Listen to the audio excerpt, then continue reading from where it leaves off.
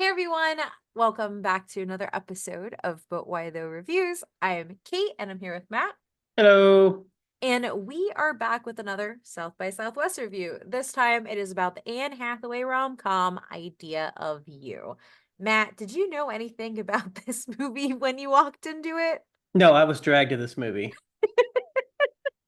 Yes, you were. It is I, the dragger of You people were not the only dragger rom-coms. in this instance, but yes, main driving force at this point. I also did not know what it was. I just knew that it had the queen herself, Anne Hathaway, in it, and I was going to be totally down for that because I love her.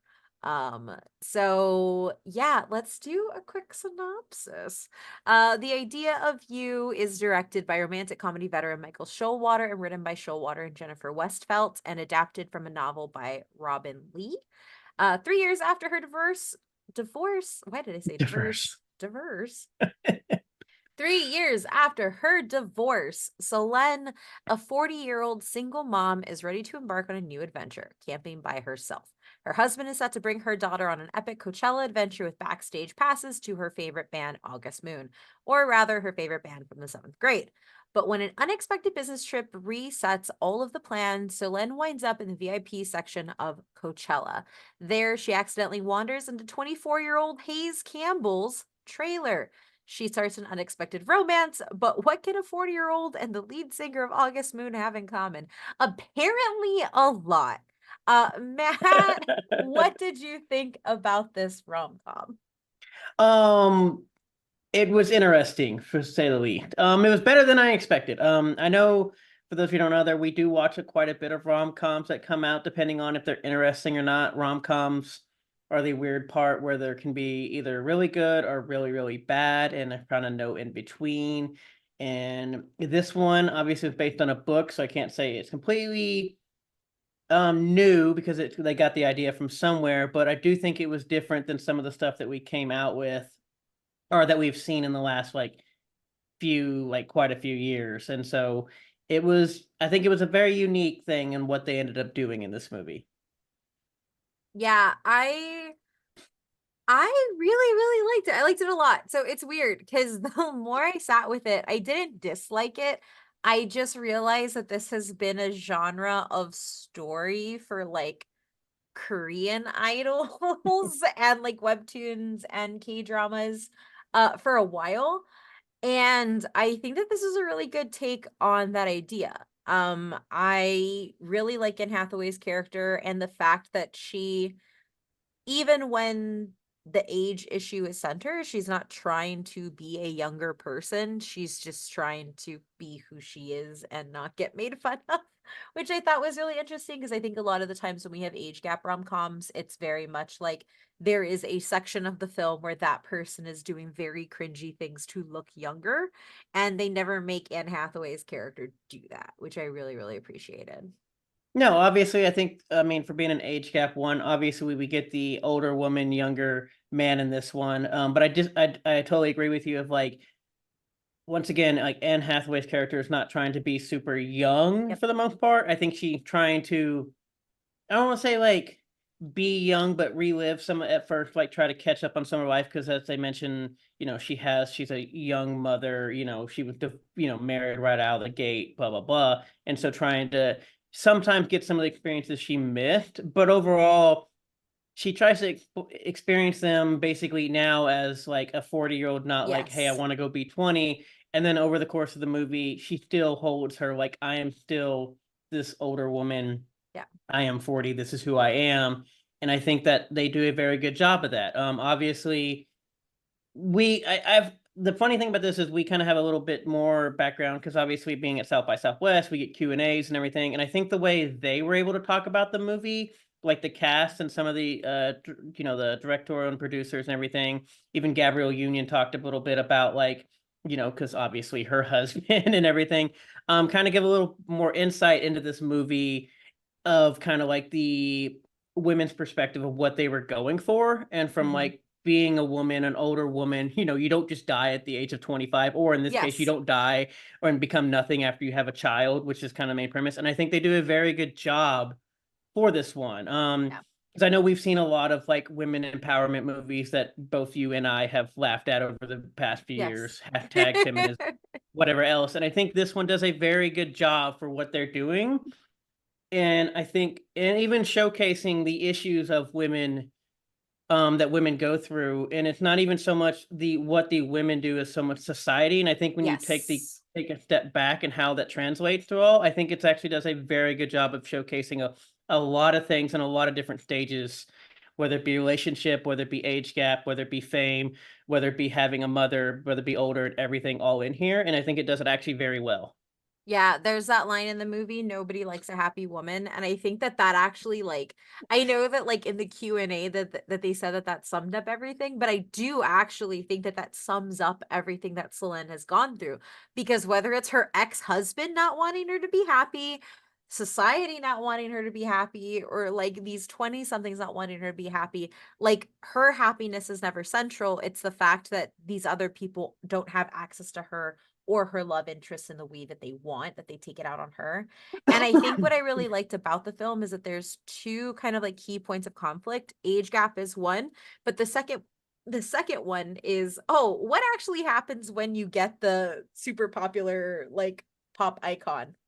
And I think what is really cool, and I think especially when you have access to knowledge of like some of the more extreme versions of like boy band fandom, like you see in K-pop circles, they call them sasaengs. And what that is it's an obsessive fan who like stalks the idol, like does death threats to people that they date. Like it gets really crazy. But what this film does is it kind of puts it into perspective that like even when her and Hayes are able to get over the first gap, which is the age gap, they still have to deal with what society is. Like, I think the film could, like any other rom-com would have ended there.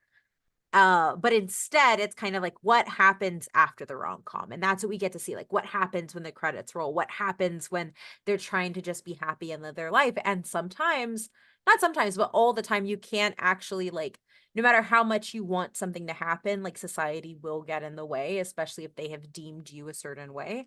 And I think that this film, like you said, really tackles that effectively. And I never feel like it's doing too much. I feel like it's trying to show it in a way that is relatable without feeling like, hey, fellow kids, or like just kind of hitting you over the head with stuff too much. Yeah, I think there's two things. Of one, I think it's interesting of what we get in here. Of like, I think they do a good job because you talk about the crazy like 20-year-old fans and everything else. We get all that, and you can kind of understand and you see all that. But then you see like her daughter's parents like are Mhm. not great. Yeah. Her own Yeah. friends and cases are not great. Like you said, her ex-husband is not great. And the whole Mhm. funny thing of like we even get the whole hypocrisy and all that of his whole thing. But no, I think you they do a good job of showing the broad spectrum of a like we said of society as a whole, not just oh young like young fans or oh young thing. It's like no, my 35-year-old neighbor is judging me all of a sudden. You Yes. know, my 42-year-old client of is now judging me all of a sudden. Yeah. And some of them are good, some of them are bad, and it's just also like this whole weird accumulation of like, wow, you people really can't mind your own damn business. Yes, that. It's that part. It's that Yeah, part. and And I that's think they really do, well and they do, done. yeah, and I think it's really well done. I think the other part that I've really enjoyed is we talk about Anne Hathaway's character knowing that she's 40 the whole time. I think Hayes Campbell, which is played by I don't remember his name. You said you've watched him. Nicholas Galitzine. Okay, Yeah, I Nicholas. I knew it probably was like Nick's. mispronounced that. Please don't Yes. get mad at me. Yeah, no. I think they do a good job with his character and him staying Yeah, level in what he does. Because the one fear we had for me coming in when we see these is either A, they make the woman end up being a child, or two, honestly, they make the dude end up being a child that ends up sabotaging or doing something completely stupid, and you end up being like, oh, we get why you did this, but yeah, it just feels immature in a way of what's the exactly. storytelling and gets in the way of what you're trying to do. And I think at no point do they do that.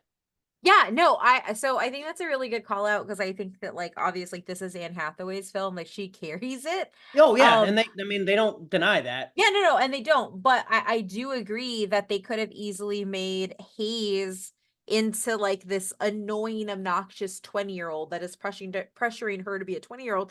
Instead, he is actually like, oh, No, I get why this 24-year-old does want to date someone older. Like he is like he's not exhibiting all the signs of being the super immature party guy, even if like there was a time in his life where he was that, which we do see. And I do think that that's very smart because it lets the audience buy into the romance because you can root for her and then you can see him and be like, okay, yeah, he's actually good to have. Yeah, I don't disagree. I think everybody does very well in this job for the roles they got. I mean, like The I said, best we friend was great. yes, Like I the mean, best friend. There's a line, and I think it was like one of the times I audibly like was like, hell yeah. Like the she's her her care Anne Hathaway's character is divorced. She's divorced because of cheating, and Anne Hathaway is like breaking down at like their kitchen island and is like, am I a hypocrite? Am I a hypocrite for dating someone younger? Why was it okay? Why was it not okay for him to do it, but it's okay for me? And then her friend just looks at her dead in the face, like point blank, and is just like, because I love you and he sucks. Like, and I was like, yeah, that is a very friend thing to say.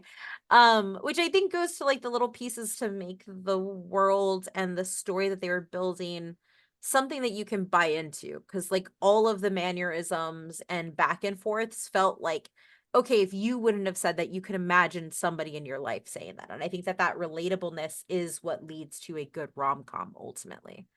no, I think there's a lot more that could be discussed about this movie, but unfortunately, we would probably spoil it even because Yes. obviously, as I said, they from what we've gathered, they do expand upon the book that came out, and from what I gathered, it also seems like they did a better job. Yeah. Sorry, which obviously the writer was involved, so whatever. But no, I think but right now we can't discuss a little bit more. But I do think the ending of how this movie ends in the last 20 minutes of this movie could be an entire essay of a lot of stuff of like societal things that you may not that could be subtle and you could probably take in different ways on how you view things, but I do think there's a lot that is to be said and what makes this movie probably worth a watch in general of just what people how people end up feeling and what they take away from this Yep. movie because kind of the simplistic at the end of the day the age gap really doesn't matter. Yeah. And so I just think there's a lot more I would like to dive into, but I know we probably shouldn't because we obviously have about a month or so for this movie comes out. And I do think people should really go watch this movie. Yeah. No, I completely agree. I think that this is something that everybody needs to watch. I don't really know if I have stuff that I would have changed. I think the pacing's pretty good. The comedy's spot on. The only thing I would say, and this is like a nitpick, but I'm gonna blame the fact that I have K-pop brain. None of the idols look idly to me. They don't look like too pretty. I think there are like maybe three of the guys where I'm like, okay, cool, I could get you in a boy band, and the other one's like, oh, and then their dance moves are really bad. Like, I actually think the movie is at its worst when it's trying to convince you that Hayes is a boy band star. To be fair, he said he um was not a good dancer in the first place, and that was not Yes, why yes, he he was did. there. But when he's not pretending to be a boy band star, it works pretty well. And I think that his chemistry with Anne Hathaway is pretty good. Obviously, I do want to ask you, since I am not the woman of this conversation, even though I do think this movie does things in like with society looking at women pretty well, but how do you feel as the woman of this conversation this movie does, especially compared to some of the stuff that I know you and I laugh about, or you in particularly? Yeah, no, I mean, I think it does it really well because I do think that as you get older, and I mean, I'm hitting mid 30s, but like, I think that there has to be an understanding that just because you want something to be a certain way and you try to make something a certain way doesn't mean that that's what's going to happen. And I think that the third act of this movie is accepting that sometimes there is a right place and a right time and right now isn't it. And I think that like trying to figure out how to get what's in my head out. Like I think what it does really well is that like sometimes you just can't change society. Like you have to work within it.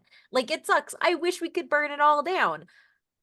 Not everybody's doing that. So there are certain norms that like I have to either, and I don't want to say live by, but be shackled by. And I think that there's an understanding that Anne Hathaway like she understands her place. She doesn't accept it because she's always pushing further, but she understands how to prioritize everything in her life. So like she has to kind of decide like society wants to throw me away as a mother. I guess I'm going to be a mom right now. And I think that that's something that is actually kind of powerful in a way because I'm not going to have kids. I don't want kids. But I think that sometimes it gets treated as the wrong choice. And I think that what this film does very specifically is it says, no, women have to make choices within a larger system and they have to do what is right for them at the time. And hopefully it comes back around. And I think that it nails that. And also, like, Anne Hathaway, like, don't tell me Anne Hathaway is dead at 40. Like, girl, she's hot. Like, I don't understand. I would like to look half as good at that as she does at 40 at 35 in 2 years. But yeah, I think it does it really well. I that was a whole bunch of rambling because I don't know how to capture that. Like I do think that like rom-coms and some things like they kind of sell we escape into them because it shows us pushing past a barrier.